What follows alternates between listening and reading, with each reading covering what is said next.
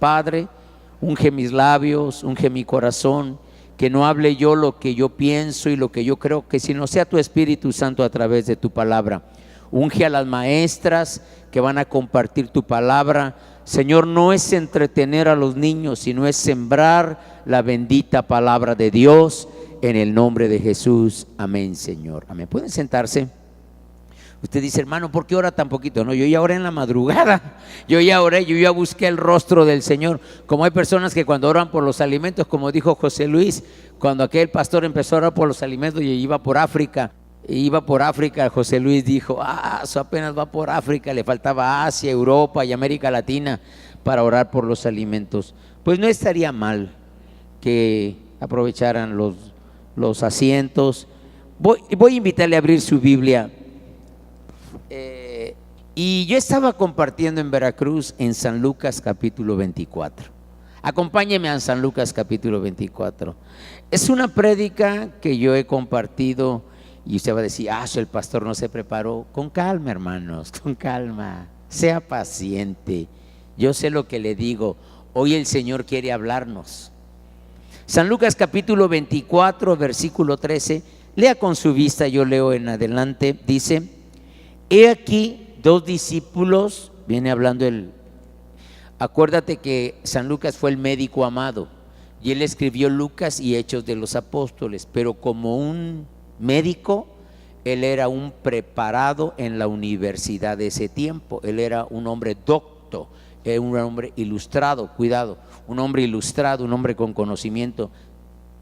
Y él dice que él investigó diligentemente todas estas cosas, no las escribió al azar, no. Te voy a decir algo por eso es bendita la palabra de Dios, porque la palabra de Dios fue escrita en miles de años por diferentes hombres en diferentes lugares y no tiene error, no tiene ni un error. Alguien dice, no, que la sintaxis, bueno, podrá tener, pero la Biblia, porque dice el apóstol Pedro que las santas escrituras fueron inspiradas por el Espíritu Santo, aunque fueron hombres los que escribieron, el autor intelectual de la Biblia es el Espíritu Santo. Y el Señor Jesús dijo, mi palabra y yo somos uno. O sea, cuando tú lees la palabra, escuchas a Cristo. Dice, bueno, del breviario: y aquí dos de ellos iban el mismo día a una aldea llamada Emaús, que estaba a 60 estadios de Jerusalén, 11 kilómetros. E iban hablando entre sí de todas aquellas cosas que habían acontecido. Sucedió que mientras hablaban y discutían entre sí, Jesús mismo se acercó y caminaba con ellos, mas los ojos de ellos estaban velados para que no le conociesen. Y les dijo: ¿qué pláticas son estas que tenéis entre vosotros mientras camináis? ¿Y por qué estáis tristes? ¿Hay algún pecado en estar triste? No. Y voy a hablar de la desilusión un poco, pero voy a hablar más de esto. Respondiendo uno de ellos, que se llamaba Cleofas, le dijo: ¿eres tú el único forastero en Jerusalén que no ha sabido las cosas que en ellas han acontecido en estos días? Un predicador dijo: qué preciosa es la actitud de Cristo, ¿no? Así como, ¿qué cosas? Entonces él dijo: ¿qué cosas? ¿Qué ha pasado? Y ellos dijeron: de Jesús Nazareno, que fue varón profeta, poderoso en obra y en palabra delante de Dios y de todo el pueblo, y cómo le entregaron los principales sacerdotes y nuestros gobernantes a sentencia de muerte, y le mataron, le crucificaron. Pero nosotros esperábamos que Él era el que había de redimir a Israel, y ahora, además de todo esto, hoy es ya el tercer día que esto ha acontecido. Aunque también nos han asombrado unas mujeres de entre nosotros, las que antes del día fueron al sepulcro, antes del día solar, o sea, muy temprano de madrugada fueron al sepulcro, y como no hallaron su cuerpo, vinieron diciendo que también habían visto visión de ángeles, quienes dijeron que Él vive. Y fueron algunos de los nuestros al sepulcro y hallaron así como las mujeres habían dicho, pero a Él no le vieron. Dice la palabra: entonces Él les dijo: oh insensatos y tardos de corazón para creer todo lo que los profetas han dicho. Me voy a quedar ahí, después sigo leyendo. Hoy quiero compartirte un poco de lo que compartí en Veracruz, que es la desilusión. ¿Qué es la desilusión?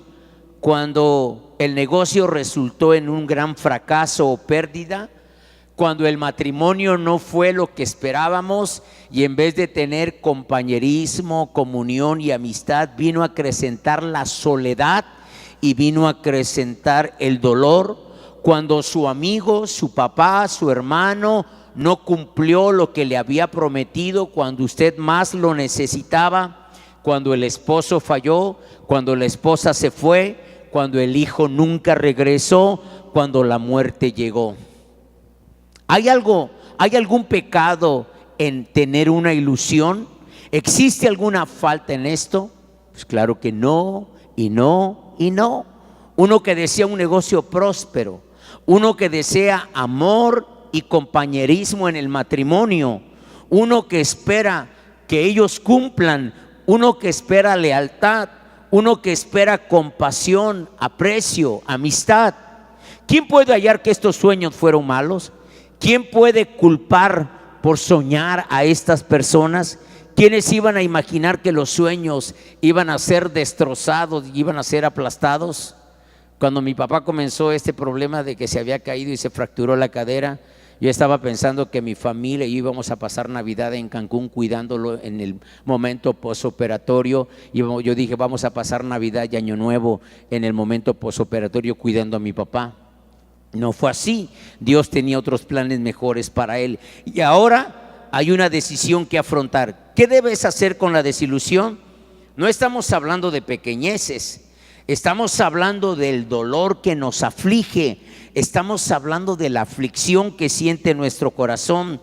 Estamos hablando de lo que sentían estos discípulos de Jesús, estos amigos de Jesús, 3 días después que lo habían crucificado.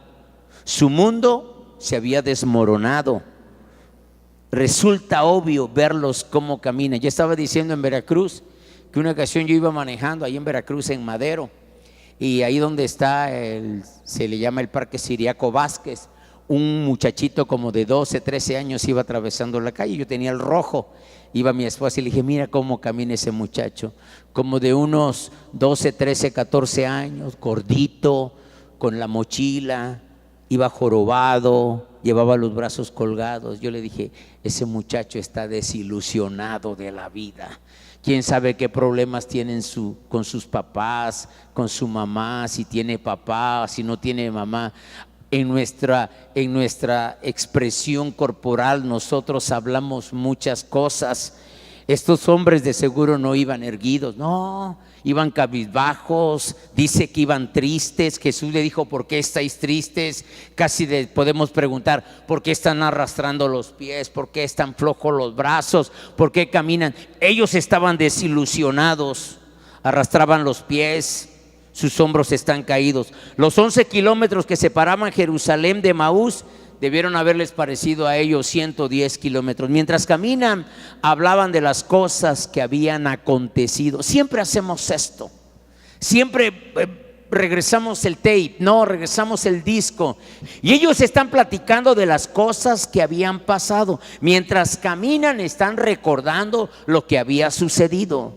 No es difícil imaginar lo que ellos están preguntando. Se están preguntando, mira hermano, cuando tú te detienes un poco, porque yo tengo algo más que compartir, pero cuando tú te detienes a decir, ¿por qué la gente se volvió en contra de él?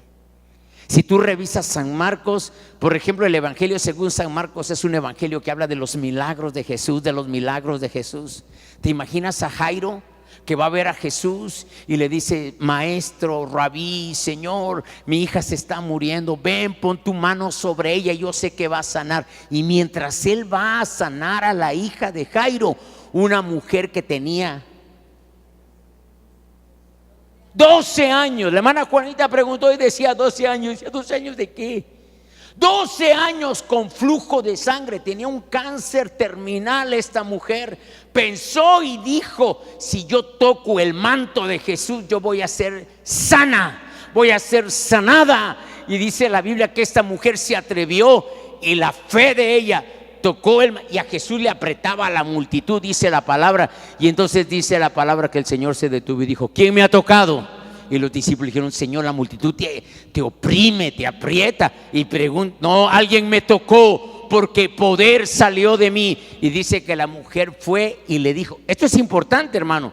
Por eso es importante ver cuando los evangelios repiten las historias, algo hay más en la palabra de Dios. Y dice la palabra que la mujer fue y le dijo toda la verdad. Él la conoce, Él conoce tu verdad. Lo vuelvo a repetir, conoce tu final desde el principio, pero Él necesita que tú hables con Él. Y más adelante voy a ir un poco más a esto. Él necesita. Yo hoy quise hacer un in memoriam de mi papá, pero no sé si lo hago un jueves o un domingo, porque es mucho lo que yo tengo que contar de mi papá. Levantó un instituto bíblico en Veracruz, en Nuevo Laredo, un instituto bíblico en Ensenada, estuvo de pastor en Nesa, en aquel famoso pueblo, San Andrés Guayacatitla, y sirvió al Señor. Y bueno, es que ahí nací yo, no, así se llama, aunque usted no lo crea. Paco sabe de esto, de San Andrés Guayacatitla, el Verde Puebla. Creo que él ya fue, ¿no? Ya fuiste ahí a pasear. Y mi papá hizo muchas cosas para la obra de Dios. Yo creo que puso en nuestros genes, porque mira, hermano, yo estaba en la UAM, en la Universidad Autónoma Metropolitana, Iztapalapa, casa abierta al tiempo, ¿no, Paco? Paco investiga lo que no debe. Un día me fue al café y me dijo: casa abierta al tiempo. Y dije: ¿y ahora tú qué? Casa abierta al tiempo. Le digo: pues sí, es el emblema de la UAM. Yo estaba en la UAM, yo quería ser ingeniero en informática en el 84. Yo me estaba preparando, ¿no te imaginas? Pero yo me di cuenta que el alma de todos ustedes, de la gente que está caminando, es eterna. Yo digo: ¿cómo nosotros podemos invertir la vida en tantas cosas y no invertimos la vida en avisarle a la gente que es en esta vida tenemos que decidir dónde vamos a pasar la eternidad? En esta vida tenemos que decidir dónde vamos a pasar la eternidad. No me voy a ir, pero en el original, en San Juan capítulo 8, Jesús, el Señor le dijo a la mujer sorprendida en adulterio: ni yo te condeno ahora. Porque Cristo no está para condenarnos ahora, está diga, salvarnos. Hoy te puedes encontrar a Jesús como Salvador. Al final de tu vida te lo vas a encontrar como juez. Por eso caminé, para que se quede grabado en tu mente. Al final de tu vida lo encuentras como juez, ya no como Salvador. Por eso nosotros no oramos por los muertos, no pedimos, porque si la persona recibió a Cristo aquí, va con Cristo. Y si no recibió, cuando una persona llega delante de él, él pregunta al ángel su nombre, y el ángel revisa el libro de la vida y dice: sí está fulano de tal. Y entonces él repite: ven, buen siervo y fiel, en lo poco fuiste fiel, en lo mucho te pondré. Por eso y nadie puede inscribir tu nombre. Por eso esos predicadores, en su ignorancia, cuando dicen: vamos a escribir nuestros nombres, la única persona que puede escribir tu nombre en el libro de la vida es el Espíritu Santo. La única, porque el que te redarguye de pecado es el Espíritu Santo. Yo no puedo redarguir tu vida de pecado. El que nace de nuevo es por el Espíritu Santo. El que escribe tu nombre en el libro de la vida es el Espíritu Santo. Por eso, si tú estás viviendo mal y no sientes que el Señor te está hablando, tienes que pedirle eso, que Él trate con tu corazón, que Él redarguya tu corazón. Tú necesitas nacer de nuevo. Redarguir de corazón es cuando tú sientes que aquello que estás haciendo no está bien y le pides a Dios ayuda. Por eso la primer bienaventuranza es: bienaventurados. Yo parafraseo y digo: bienaventurados los que saben que delante de Dios necesitan su ayuda. Yo no puedo dejar el alcohol, ayúdame. Yo no puedo tratar bien a mi esposa, ayúdame. Yo no puedo tratar bien a mis hijos, ayúdame. Yo no puedo dejar este vicio o aquel mal, ayúdame. Bienaventurados, porque si nosotros queremos ser cristianos por nuestras fuerzas, lo único que va a pasar es que vamos a fracasar. ¿Por qué la gente se volvió contra él? ¿Por qué no descendió? Cristo podía haber descendido de la cruz. Él le dijo a los discípulos: hey, nadie me quita la vida. Yo la voy a poner y yo la voy a volver a tomar. Yo la voy a poner y yo la voy a volver a tomar. los discípulos, yo creo que ellos van platicando, ¿por qué no descendió? Él podía. Ellos se acordaban cuando calmó la tormenta. A una tormenta la reprendió y a una tormenta le dijo, ya cállate, y se cayó. A otra tormenta le dijo, te reprendo, y la reprendió y la tormenta se calmó. Y eso es, ya no voy a irme más porque si no me voy 3 días y 4 noches, yo no sé por dónde. ¿Y por qué no puso a Pilato en su lugar?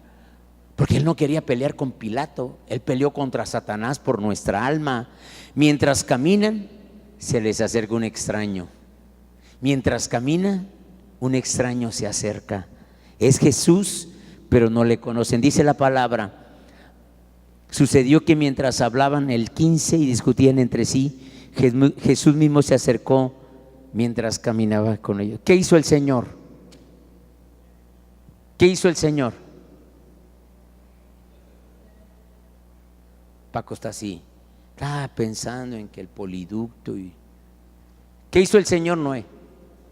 Diga, se acercó. Mire, acompáñenme por favor a Éxodo capítulo 3, versículos 16 y 17, porque yo quiero compartirte algo. Tal vez este sermón de la desilusión no lo termine, pero dice así: ve y reúne a los ancianos de Israel y diles, Jehová, el Dios de nuestros padres, el Dios de Abraham, de Isaac y de Jacob, me apareció diciendo, en verdad os he visitado y he visto lo que se os hace en Egipto.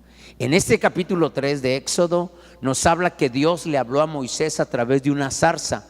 La zarza no es basura, es un montón de hojas secas. Bueno, alguien podría decir que sí es basura, yo le digo aquí baraña, esas ramas delgaditas, y es bastante. Y en el desierto es muy común que eso se prenda por el calor, porque es el desierto, pero rápido se apaga. Pero Moisés se da cuenta que esa zarza se prende y se da cuenta que en determinado tiempo no se apagó. Y entonces Moisés se acerca para ver por qué ese montón de ramas secas no se está apagando. Y entonces el Señor le dijo, detente, Moisés, detente. Yo me imagino que la luz que estaba viendo Moisés no era una llama cualquiera. A mí siempre me gusta imaginarme la palabra de Dios. ¿Te acuerdas de las lámparas que eran de gas? Y tenían un quinqué aquí, pero de gas, y tenían un mechón, y cuando se prendía era una luz blanca, un poco más blanca que esto, y se veía como que el mechón se movía, pero se veía la luz fuerte, algo así, parece, claro, mucho más fuerte. Moisés estaba viendo mientras estaba la zarza, y Dios le habló en medio de la zarza, y él le dijo, una nación en la que tú estás de esclavos, que se sentaban junto al camino y lloraban porque... Yo no sé si alguna vez te has imaginado, yo le digo a los muchachos que a veces me acompañan a ver películas, yo no sé por qué a mí me gusta ver las películas de Estados Unidos cuando estaba la esclavitud. ¿Te imaginas una vida de esclavo? Que tú no tenías vida, te podían quitar a la esposa, te podían quitar al esposo, podían quitar a los hijos, que todo le pertenecía al amo. Esta nación de casi 2 millones de personas eran esclavos en Egipto. Ellos estaban sufriendo en Egipto. El trabajo tan pesado reducía el número de ellos, y a los bebés dice la Biblia que los estaban echando al río porque el faraón no quería que la nación se multiplicara. Ellos no podían, lo que hacemos tú y yo, venir a adorar a Dios. Estaban en pesadumbre profunda y en temor constante. Nada los podía calmar, nada los podía aliviar. Y yo voy a decir, el viernes yo estaba diciendo, hermanos, que todos nuestros sentimientos, alguien aquí puede estar bien contento porque le fue muy bien en el aguinaldo, otro está bien contento porque recibió la tanda, o nosotros estamos tristes porque humanamente, o sea, nosotros podemos tener diferentes estados de ánimo, pero en la Biblia están todos los estados de ánimo. En la palabra de Dios, cualquiera que sea tu estado de ánimo, está en la palabra de Dios. Y alguien puede estar pasando algo parecido a esto. Usted dice, nadie de nosotros es esclavo, pero tú puedes ser esclavo de un matrimonio terrible. Tú puedes ser esclavo de un hijo que te esté haciendo pedazos. Tú puedes ser esclavo de las deudas. Y no hablamos de los otros vicios que pueden ser terribles. Nada les calmaba, nada les aliviaba. Vivían en tristeza silenciosa de la pesadumbre interminable, insoportable.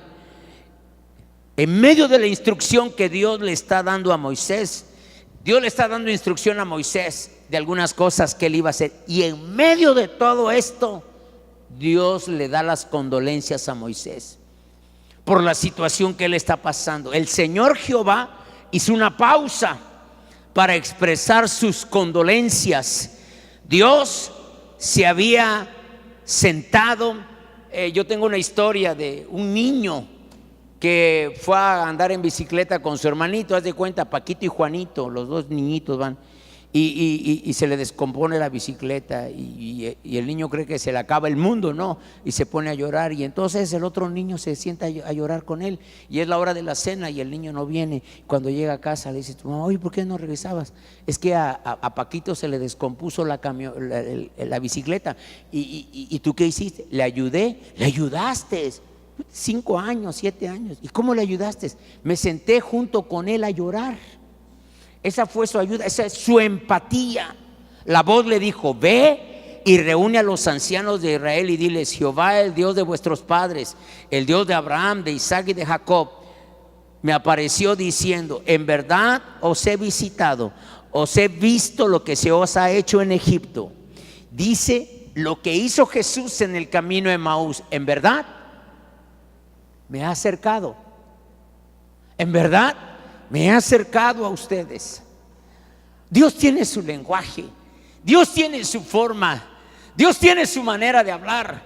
Si tú te resistes, no importa, no importa. Dios va a seguir hablando contigo, Dios va a seguir tratando contigo. Dios no te quiere perder. Tú no tienes idea cómo te ama. De verdad, tratar de hablar del amor de Dios es un fracaso, porque no tenemos idea su amor limpio.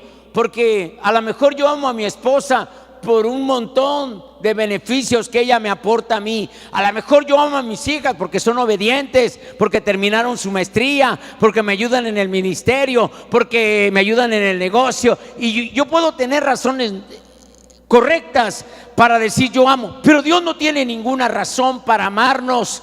La Biblia dice que siendo aún pecadores, Cristo murió por nosotros. En verdad os he visitado. En 5 palabras, Dios abrió su corazón a un pueblo agobiado. En 5 palabras, Dios le dijo: yo conozco lo que tú estás pasando. Yo le he dicho a la iglesia que hay 2 personas que conocen el cáncer: el oncólogo y el paciente. Y Dios no lo conocía como el oncólogo, Dios conocía el dolor como el paciente. En verdad os he visitado. En 5 palabras, Dios abrió su corazón a un pueblo agobiado y compasivo y que estaba a punto de hacer algo. Su cuidado, su preocupación por ellos. Ahora Dios estaba a punto de exhibir su misericordia, no su compasión. Él tenía compasión, no su empatía. El niño que lloró con el otro niño tenía empatía por su amigo. No, ahora está a punto de mostrar su misericordia. El doctor W. Tozer dijo en una de sus magníficas oraciones hacia Dios: oh Padre Dios, tu sabiduría excita nuestra admiración, tu poder nos llena de temor, tu omnipresencia convierte todo lugar en tierra santa. Pero ¿cómo te agradeceremos tu misericordia? ¿Cómo agradeceremos tu misericordia? Tu misericordia que desciende a la parte más baja de nuestra necesidad para darnos belleza a cambio de ceniza, el óleo de gozo en lugar de luto, y para el espíritu de pesadumbre un traje de alabanza. Tozer dijo además: tendremos 1000 cuerdas que tocar en las arpas, pero la más dulce bien podría ser la templada para producir el sonido de la misericordia de Dios. Las palabras en verdad os he visitado no define la palabra misericordia. La visitación tiene más en común la palabra compasión.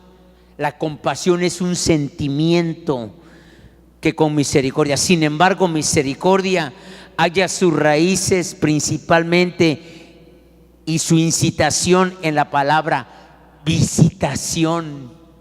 El que se acerca. Es bien fácil tomar un teléfono y decir cuánto lo siento, ¿no? Es bien fácil mandar una carta de condolencias.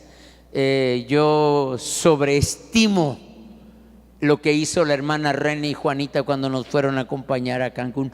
Yo sobreestimo lo que hizo Israel, Gabriel y Luis, porque implica un quehacer, implica un moverse, significa preocupación e interés, y compasión expresa solo un sentimiento. Ahora Dios los iba a visitar. Dios estaba consciente de sus quejidos. Dios había visto sus sufrimientos. Dios había sido testigo de sus golpizas. Muchos de nosotros parece que hemos tenido una vida suave, no, tranquila, bien. Y de pronto, y lo digo en el léxico más sencillo, y de pronto aparece una bolita, ¿no? Y vamos al médico y dice, oiga, tiene que hacerse, ¿no? Y empieza, ¿no? Y la vida cambia, y lo que era normal, dormirse a las 9 de la noche, a las 10 de la noche, empieza a cambiar, y ya no se duerme la mamá, y el papá ya no regresa a casa, y los muchachitos tienen que hacerse el desayuno, y de pronto, porque a veces la vida está marchando, si no sobre ruedas, más o menos, y ahí más o menos llevamos la vida. Dios había sentido los latigazos y se dolía por ellos y se dolía con ellos. Eso es lo que Dios quiso decir cuando dijo: en verdad os he visitado y he visto lo que se le hace a ustedes en Egipto. ¿Tú crees que nadie está mirando el matrimonio? Por supuesto que sí. ¿Tú crees que nadie está mirando al esposo? Claro que sí. A ella, por supuesto. ¿Tú crees que nadie está mirando quién está robando en el negocio? Pues claro. Él conoce todas las cosas. Él sabe todas las cosas. Dios sabía cómo se sentían los hebreos. Es conocimiento de primera mano. Se internaba con ellos en el dolor, y eso se llama empatía. Sentía el dolor de ellos.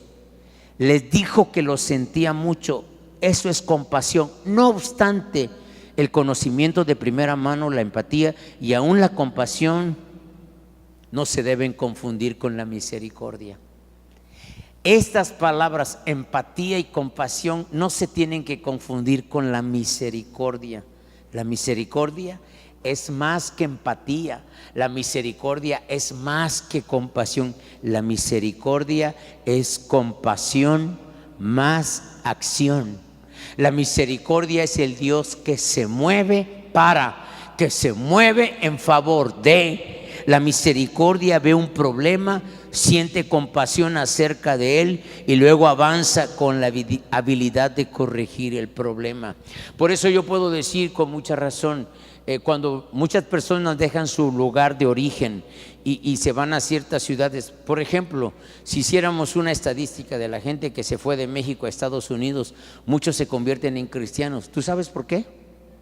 No es por la religión que profesan allá, que se supone que es la mayoría, sino por la necesidad de que ellos están solos.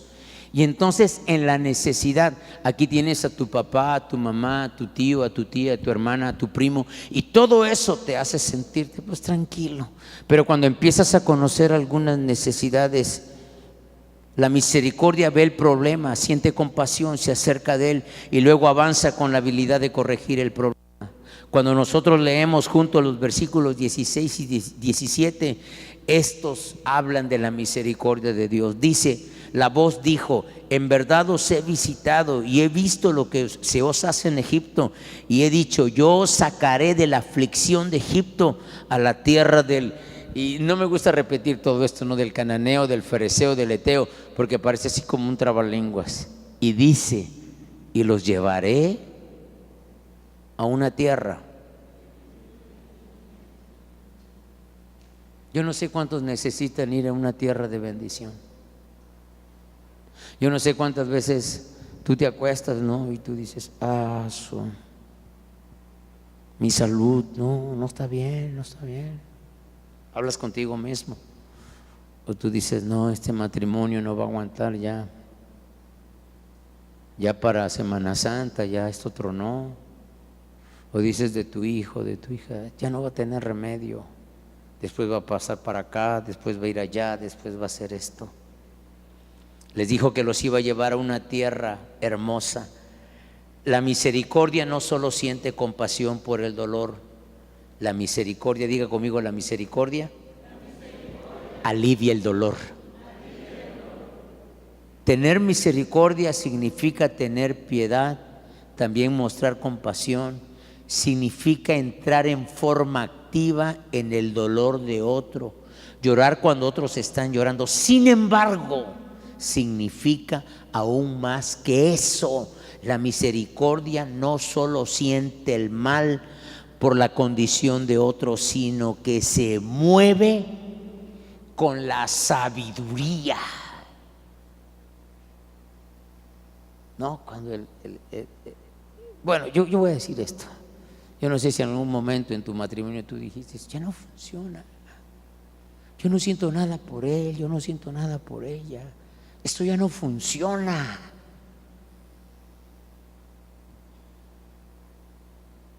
Dios es testigo que Ceci y yo hemos sido testigos y hemos visto cómo tú puedes amar a tu esposa o a tu esposo muchísimo más que antes de que te casaras con él o con ella, porque Dios tiene poder de cambiar tu corazón, de no ver la multitud de defectos, sino saber que es el hombre o la mujer que Dios te dio para toda la vida. La misericordia no solo se siente mal por la condición, sino que se mueve con la sabiduría y la habilidad para corregir el problema. Cuando Dios dice, en verdad os he visitado y os sacaré de la aflicción, está manifestando yo tengo la capacidad. Dios dice, yo no solamente me siento triste por tu dolor, sino que tengo toda la capacidad y la habilidad para solucionar tu problema. La misericordia es la compasión activa, la compasión hecha visible, es la compasión que mire el dolor, es la preocupación que tiene la capacidad de cambiar las circunstancias, aliviar la presión y quitar el problema. Es la capacidad única que tiene Dios, es la capacidad única que tiene Dios. Por eso, mira, mi consejo, como no soy, ahí está el hermano psicólogo, yo no soy un terapeuta familiar, pero nunca discutas en el matrimonio. Es lo peor que tú puedes hacer, discutir. Tú tienes que orar. Tú tienes que orar en el matrimonio, tú tienes que pedirle a Dios, tú tienes que pedirle a Dios, en nada sirve con que robes un poco más aquí, no, Dios tiene poder. Uno de los gustos que nos da de mi mamá, siempre se lo habíamos dicho, pero ahora que mi mamá está con nosotros, ¿qué hay de comer? Y hay un poquito de esto, hay un poquito de aquello, hay un poquito. Y dice, bueno, es Navidad. No, siempre. Yo le he dicho a la iglesia que nuestra casa es la casa de la abundancia. Si quieres 10 kilos de frijoles y 10 kilos de arroz, sí, pero siempre en abundancia. O 10 kilos de bacalao, 10 kilos de pavo, lo que sea, pero en abundancia. Y nosotros hemos sido testigos en la iglesia, ¿no? De que el Señor nos ha bendecido en abundancia. Mira dónde estamos. Ni $1. Ni un peso del gobierno federal, estatal, municipal. No. Tenemos un Dios que en verdad todo lo puede, un Dios que nos bendice, un Dios que es real, un Dios que es vivo. Dios está manifestando su misericordia. La misericordia es compasión activa. La misericordia es energía inagotable dentro de la naturaleza de Dios. Es lo que es la esencia de Dios. Es lo que Dios quiere para nosotros, que predispone a Dios a ser activamente compasivo. Pero es más, yo esta mañana estaba terminando esto, yo lo subrayé, le puse comillas, le puse corchetes, le puse a esto. El doctor Strong dice, la misericordia es el principio eterno de la naturaleza de Dios, que lo lleva a buscar el bien temporal y la salvación eterna de nosotros. Te lo voy a repetir porque esto hay que masticarse muy despacito. La misericordia es el principio eterno de la naturaleza de Dios, que lo lleva a buscar el bien temporal y la salvación eterna, aún de los que pelean contra Él, aún de los que se oponen a Él voluntariamente, aún al costo del infinito sacrificio de sí mismo.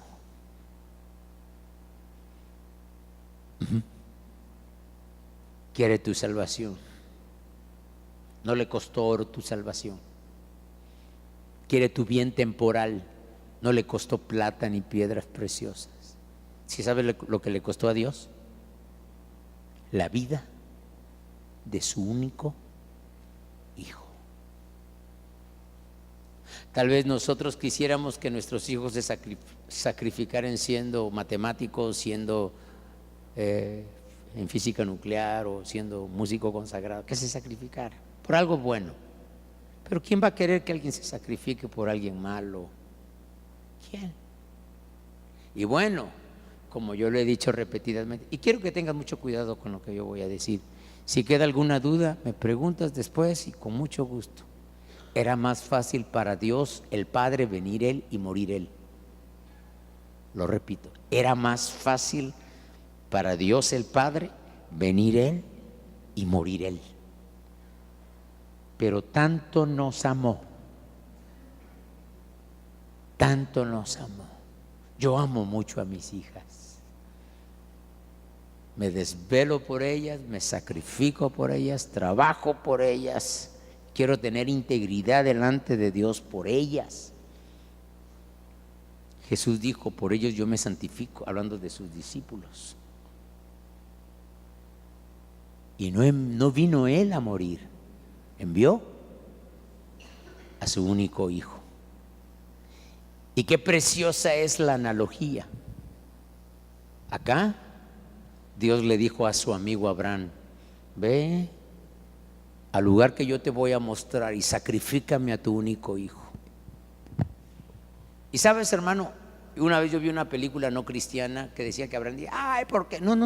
La Biblia dice que Abraham se levantó a las 5 de la mañana, a las 4, preparó la lumbre, porque no había encendedor ni cerillos, preparó la lumbre, preparó la daga, la leña, y empezó traca, caminar. Un día Dios no dijo nada, caminó otro día, Dios no dijo nada, tercer día, y Dios le dijo allí. Y entonces le dijo a sus criados, el muchacho y yo vamos, adoramos y regresamos. Y entonces cuando llegaron al lugar, ¿sabes que en ese lugar los judíos construyeron sus templos? En el mismo lugar, el primero, el segundo, y ahí van a construir el tercero, donde iban a sacrificar. Por eso tanto los árabes como los judíos tienen broncas por ese espacio, ese espacio reducido del templo. Y dice la Biblia que le dijo a Abraham, que se dice que Isaac tenía como 12 años, porque ya podía con la leña, 12, 14 años. Y le preguntó el muchacho, papá, ¿y el sacrificio? ¿Y qué le dijo el papá? Jehová Jireh, Jehová proveerá. Siempre va a proveer. Nunca te aflijas a decirlo. No, Él va a proveer. Él va a proveer. Yo conozco tanto la fidelidad de Dios. Él va. Nunca me gusta decir, ay, estoy en este compromiso. No, ese sí sabe. Ni a ella le comparto. No. He aprendido de Dios. Dios es fiel. A veces me meto en unas broncotas, pero sé que Dios es fiel y nunca ha fallado. Y Abraham le dijo a Isaac, Jehová proveerá. Y le dijo, júntame las piedras aquí. Y el muchacho preparó el altar. Y le dijo, ahora hijo, acuéstate. Se acostó, lo amarró, ¿no? Y levantó la daga. ¿Y lo mató? ¿Lo mató? ¿Por qué no lo mató? Dante Gebel lo cuenta muy bien, ¿no? Se dice que el cielo, todos los ángeles estaban mirando a Dios y diciendo, ya lo detenemos, ya. No, hasta que levantó la daga para degollar al muchacho. ¿Qué dice Hebreos de Abraham? ¿Que era un padre malo? ¿Qué dice Hebreos, el libro de Hebreos de Abraham, de esta historia? Que Abraham sabía que Dios podía levantar a Isaac de entre los muertos. Y dice Hebreos, de donde en modo figurado lo recibió. Y cuando levanta la daga, el cielo grita: detente, porque he visto que me vas a obedecer siempre y que vas a cumplir mi... Dios lo detuvo, pero la misma escena se repite en el Calvario. ¿No? El Hijo de Dios va a la cruz. Y ese es el problema de las películas no cristianas, que pintan escenas no correctas. Escucha, ni la de Mel Gibson, que es la más acertada, ni la de Mel Gibson dice cómo Jesús fue a la cruz. Porque Isaías dice que Jesús, cuando va a la cruz, es una masa deforme de carne y sangre. Lo habían deformado de los golpes, ya lo habían deformado. El látigo tenía fierro y tenía hueso, y cuando el látigo pegaba, clavaba. Y cuando el látigo pegó aquí, pegó aquí, pegó aquí, pegó aquí, pegó, porque nada más deberían darle 40 azotes si era romano, pero como él era romano, se les fue la mano al grado que Pilato se enojó con ellos. Pero eso no fue todo. Cuando ya era una hematoma humana, fue a la cruz.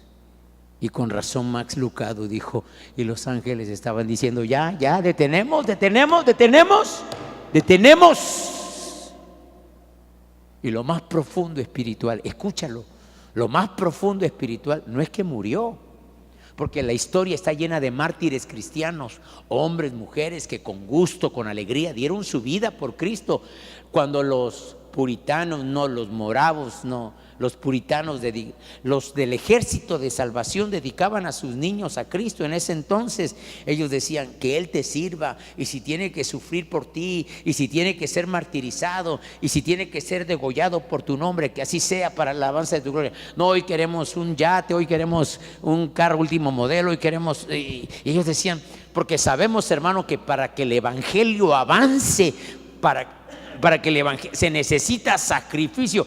Como yo estaba diciendo el jueves, de tener un negocio no es llegar y ¡prin! Y abres la caja y agarras el dinero y te vas. El que hace eso en menos de 3 meses, adiós negocio, ya le quitaron hasta las uñas, ¿no? En la antigua historia que leí al principio, estos muchachos caminan tristes y Jesús se pone junto de ellos. ¿Qué pláticas son estas mientras caminan y por qué están tan tristes? Eres el único que no sabe lo que ha acontecido en Jerusalén. Él dijo: ¿qué cosas? De Jesús Nazareno, varón profeta, poderoso en obra y en señales. Y como lo tomaron, lo crucificaron, y hoy ya es el 3er día.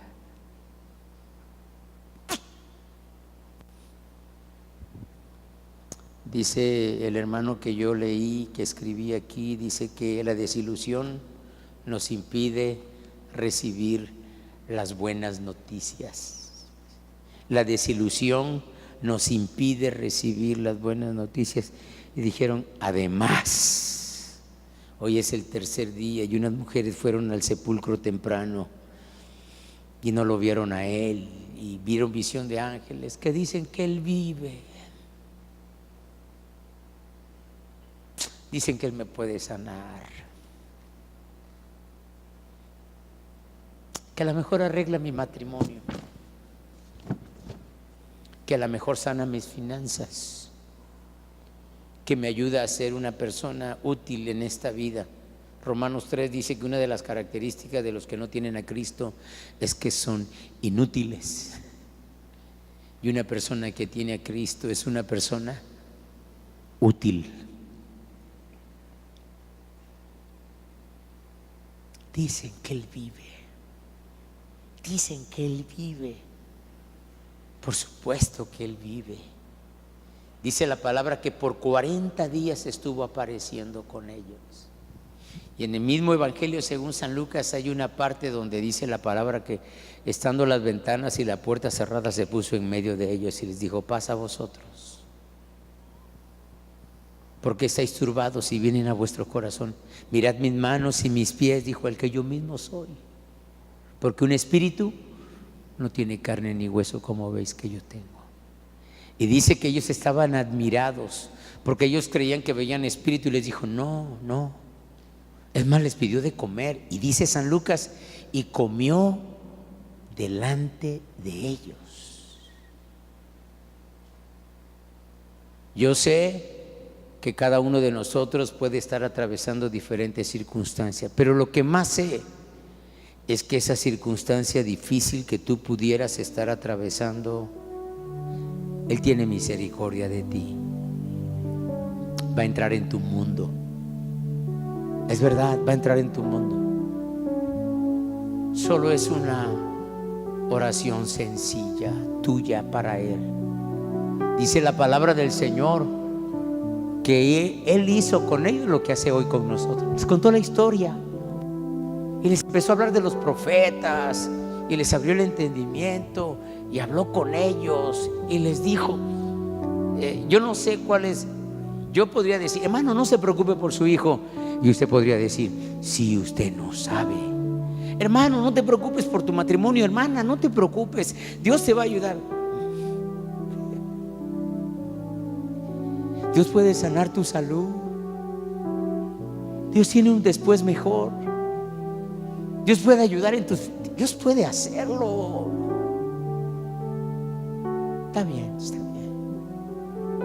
Acá me engañaron, acá me engañaron, acá me engañaron. Acá está bien, dígalo, créalo. Yo no. Él quiere entrar. Él quiere permiso. Un demonio puede entrar a tu vida sin permiso, pero Él no va a entrar a tu vida sin permiso. Y aquí yo estoy a la puerta y llamo. Si alguno oye mi voz y abre la puerta, entraré a Él, cenaré con Él y Él conmigo. A raíz de esto, San Marcos habla de la historia de un padre con un hijo endemoniado, con un espíritu sordo y mudo, y cuando le daba el ataque epiléptico, lo aventaba en el agua y en el fuego para matarle, y se lo llevó a Jesús. Los discípulos oraron, no pudieron echarlo fuera. Vino el Señor y le dijo: ¿desde cuándo le sucede? Ya tenía 18 años, ya tenía 20 años el muchacho. Y dijo: desde niño. El espíritu atormentaba al muchachito desde niño, y lo tomaba cuando le daba el ataque epiléptico, lo aventaba en el fuego y en el agua para matarle. Y el padre dijo: si puedes hacer algo por nosotros, ayúdanos. Perdóname, es mi paráfrasis. Paráfrasis es decir, interpretación particular de la Biblia, según Elí. Y mi paráfrasis ahí es: mira, ya fui con este doctor, ya fui con este doctor, ya fui con este médico, ya fui con este naturista, ya fui con el brujo, ya fui. Nada. Si la fe fuera como un tallo, el tallo se ha ido desgastando, se ha ido desgastando, se ha ido desgastando, y queda una varita ya sin sentido. Y el padre le dijo: ten compasión, ten misericordia. Y Jesús le dijo: al que cree, todo le es posible. Y entonces el hombre tomó la palabra de Cristo y le dijo: no me alcanza la fe, ya no me alcanza la fe. Tú no sabes lo que es estar aquí, tú no sabes lo que es estar en esto, no me alcanza la fe. Ayúdame a confiar en ti, ayúdame. Yo siempre he dicho que cuando uno está pasando el tiempo bien difícil es como un túnel y uno quiere ver un atisbo de luz, o sea, un puntito. Cuando yo estuve muy grave de los riñones, fueron meses y meses y meses y meses. Y yo le decía a Ceci: si me voy a morir, si me voy a morir, si me voy a... La llevé al banco para levantarle 5,000 pesos y dije: me voy a morir, me voy a morir, yo creo que me voy a morir. Llegó el momento cuando yo vi un atisbo de luz, dije: parece que no. Parece que esto va a cambiar, parece que esto tiene otro sentido, parece que Dios va a intervenir, parece que Dios va a solucionarlo. ¿Por qué no inclinas tu rostro? ¿Por qué no presentas tu necesidad a Dios? Somos tan pocos, ya vemos tantos, que yo podría decir que hay tantas necesidades en esta hora, tantas necesidades. Pero tú puedes presentar, deja que Él se acerque a ti, deja que te cuente la historia de Dios. Él lo hizo hace muchos años. Un día abrió el mar, lo puede hacer otra vez. Un día hizo que descendía ese maná, lo puede hacer otra vez. Un día derrotó a un gran ejército, el ángel de Jehová derrotó, y cuando fueron a ver, todos estaban muertos, se habían matado entre ellos. Dios puede hacerlo, Dios puede hacerlo. Yo creo que este año tenemos que iniciar con la confianza, tenemos que iniciar con la confianza de que Dios puede hacerlo. Y no solo que Dios puede hacerlo, porque esa es una parte de la verdad, Dios puede hacerlo, pero la realidad es que Dios quiere hacerlo. Dios quiere hacerlo. Dios quiere hacerlo.